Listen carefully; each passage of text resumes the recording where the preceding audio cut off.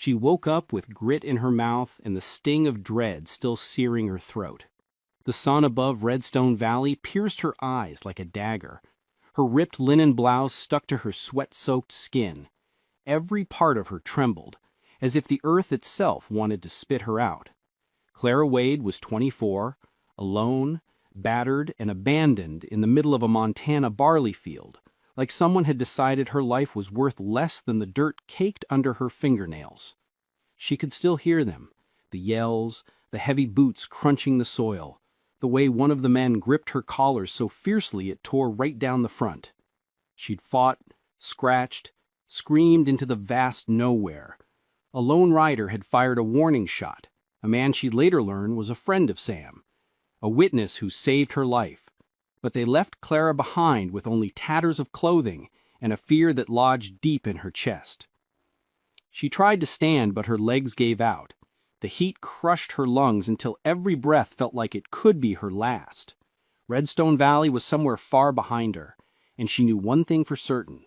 If the men who tried to break her found her again, she wouldn't make it through a second time. Her fingers clawed into the brittle barley stalks. Her throat was raw from sobbing. A surge of sickness churned her gut as she realized how close she'd come to losing it all. Her pride, her freedom, her life. A shadow fell over her face. She flinched so hard she tumbled backward. A tall man loomed above her, the brim of his hat shading his eyes. Behind him, a bay horse pawed at the ground in the heat. The man crouched down. His face was weathered, his voice gruff.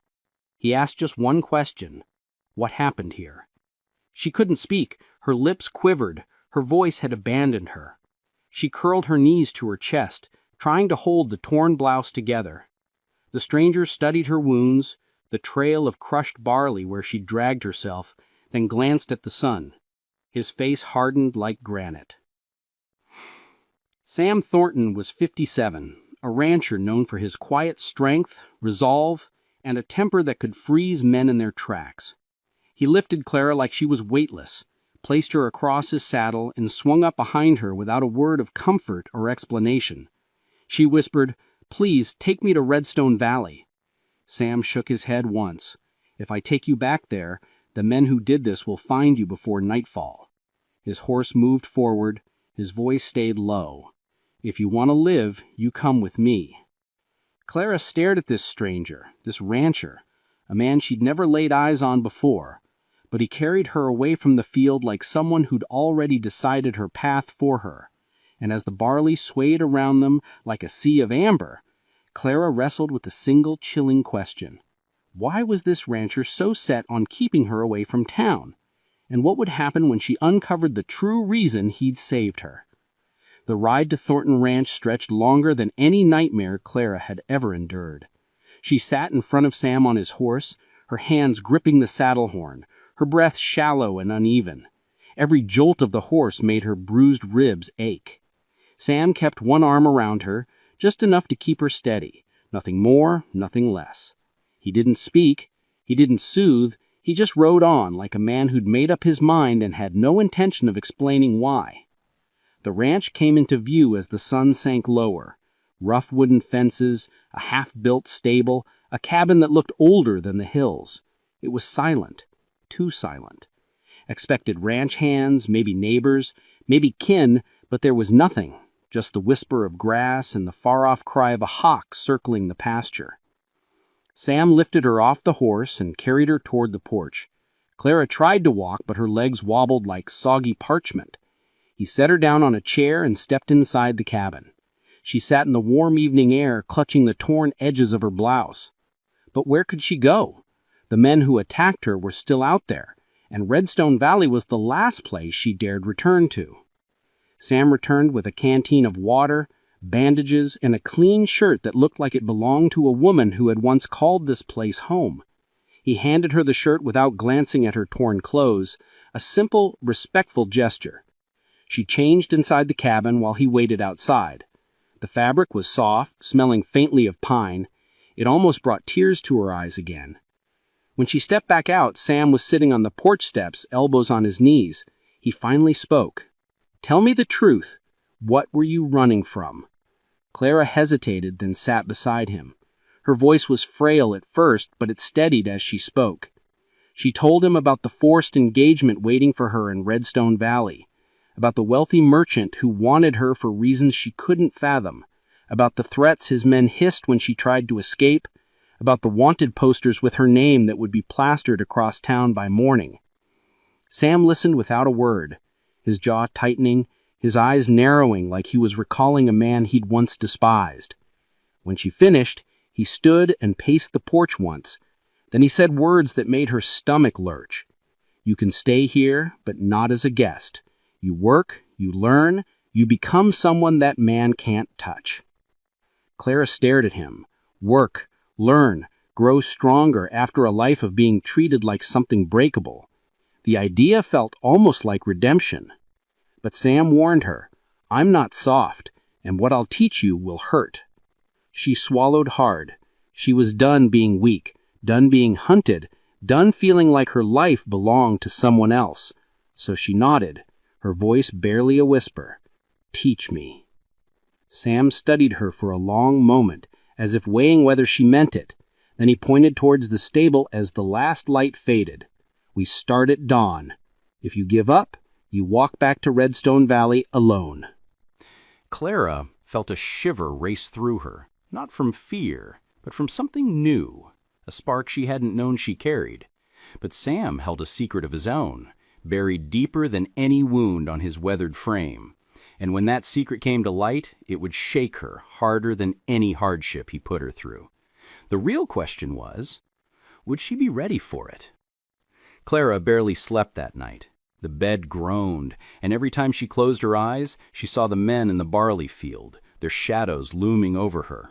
But morning came anyway, and with it came Sam Thornton's brand of training, the kind that didn't wait for fear or excuses. Sam woke her before sunrise. No gentle tap, no kind words, just his voice through the door. "Up! We start now." She stepped outside, still half asleep.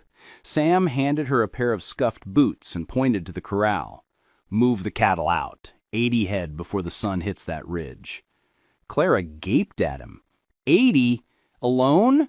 Her hands shook just thinking of the hooves, the dust, the chaos. Sam only said, "You want to be untouchable? Start by standing where fear tells you to run." So she stepped into the corral, heart hammering. The first cow bellowed so loud she nearly jumped out of her boots. Her feet slipped in the muck. She failed over and over. So many times she lost count, and it felt less like training and more like the land itself was testing her. She tried waving her arms like she'd seen ranch hands do, but the cattle ignored her. Sam leaned on the fence, watching with the steady patience of a man who'd seen novices fail 1,000 times. "Try again," he said. Clara did.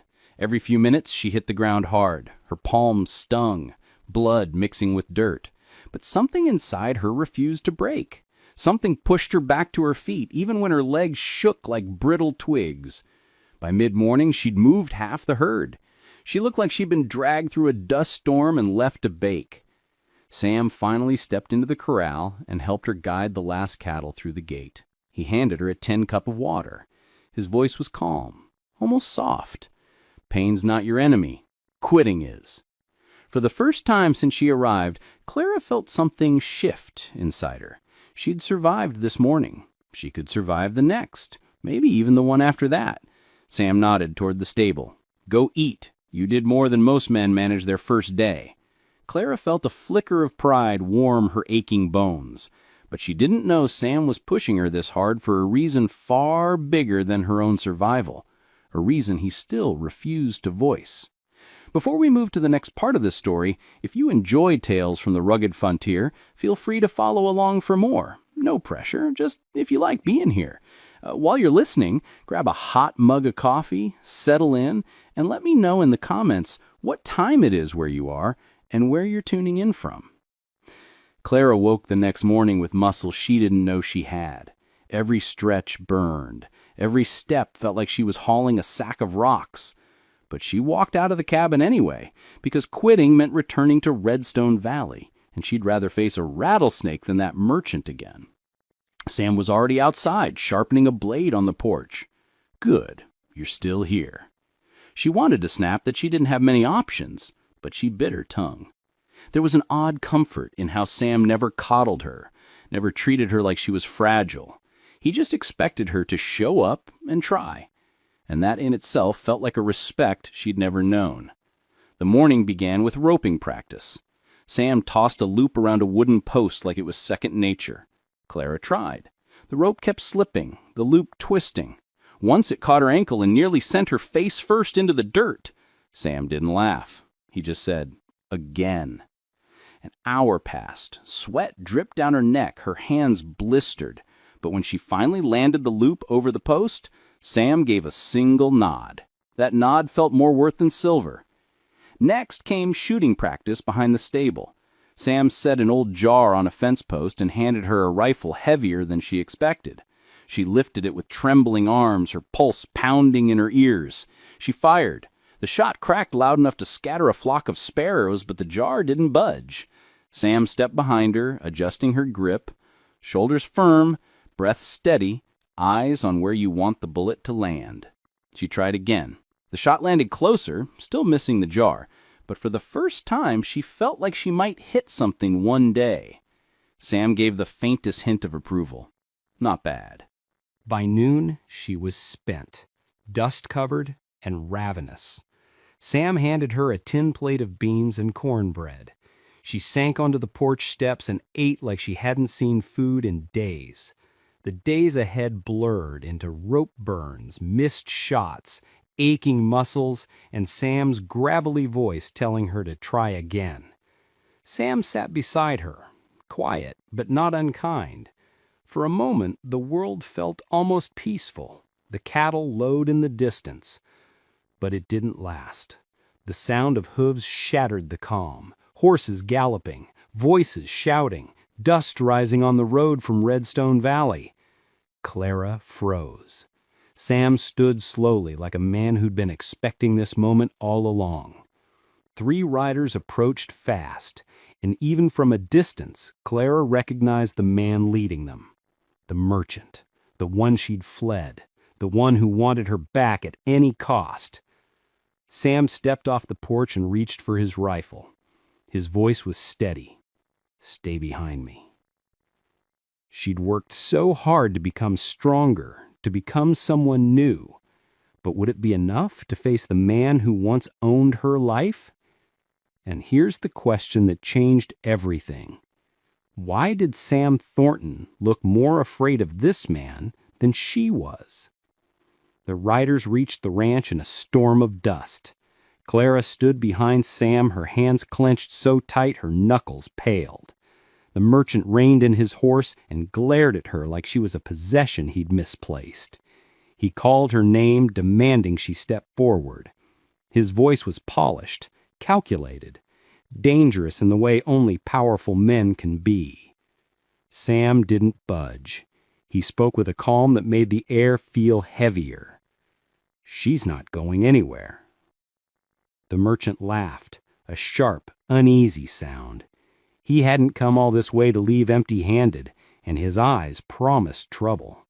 He boasted about the bounty he'd posted, said Sam had no right to keep her here, claimed Clara belonged in his house, under his control.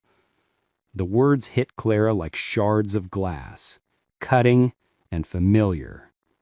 Sam lifted his chin. She doesn't belong to anyone. She works here, she lives here, she stays because she chooses to. The merchant started to argue, but Sam held up a bundle of papers, signed documents, witness testimonies, proof Clara came here willingly, proof Sam had protected her from the very men the merchant sent. For the first time, the merchant faltered. His smugness cracked. His eyes flickered with something close to fear. Clara stepped forward. Her legs shook, but she held his gaze. For the first time in her life, she spoke to him without trembling. "I'm not going back. Not now, not ever." The merchant stared at her, like he was seeing her for the first time. He saw a woman he could no longer bend, break, or by. A woman standing tall, bruised, but unbroken. A version of Clara he could no longer control. He spat into the dirt and jabbed a trembling finger at Sam. "This isn't over." The wind stilled. Even the hawk fell silent. Then he yanked his reins, turned his horse, and rode off with an anger that promised he'd return. When the dust settled, Clara felt something she'd never felt before. Not safety, not comfort, but power. The power that comes when someone finally claims their own life. Sam looked at her with a slow nod. "Told you pain builds you. Running keeps you small." The ranch grew quiet again. The cattle grazed in the fields. The heat shimmered along the horizon, and Clara stood there, her heartbeat steady, her shoulders squared. She wasn't the girl who collapsed in the barley field. She was someone new, forged through sweat, grit, and days she thought she couldn't survive.